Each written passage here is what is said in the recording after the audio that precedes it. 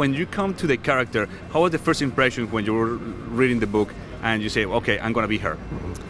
I think I fell in love with all of the action and that she was this very intelligent woman who, at no point kind of just fell down because of all of these circumstances and sort of lay down and moped about it. She was just so proactive and so kind of constantly thrust herself forward in trying to survive and then finding this wonderful new life for herself. So I think that's kind of what first attracted me to her. And then there was this great 40s element, and she reminded me sort of my grandmother, who was a nurse in the 40s, and that's sort of the prism with which I started basing the character on, is this woman who had sort of served during the Second World War as a nurse. So yeah, it was kind of an emotional tie to it too.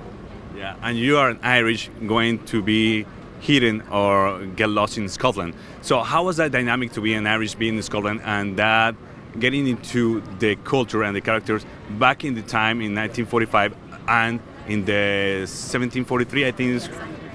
Well, Claire is British. She's an English woman.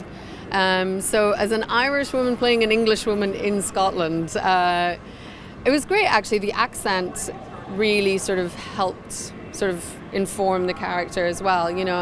Claire she didn't have a conventional childhood, so she wouldn't have gone to finishing school and everything like most women would have in the 40s.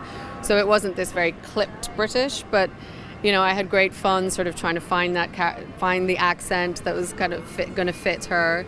And the 40s is an era that I've loved, and I love reading books about the 40s, and I've sort of read a lot about different women from that time period, and it was a real emancipation of women then.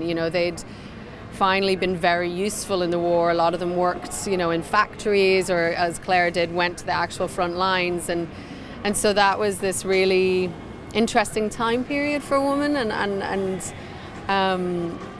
playing that was really fun. And then going back to the 1700s, it was great because I had no idea what that was like, but neither did she, so I didn't have to have this sort of idea of it. So it was quite nice to be able to play that naivete and that sort of ignorance and discovery. Along those lines, you had the chance in real life to go back in the past to those times versus where you're living today.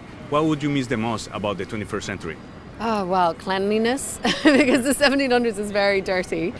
I think, obviously medicine is, we're so lucky these days. If there's anything wrong, we can just go and take a pill or see a doctor.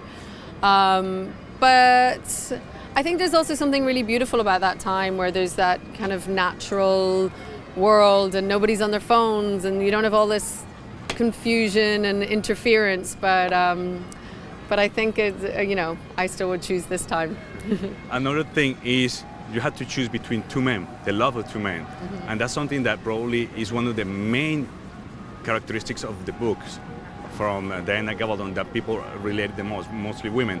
If you had the chance, have you ever been in that situation, or do you think that you could be in that situation that you could love two persons at the same time and you need to choose one?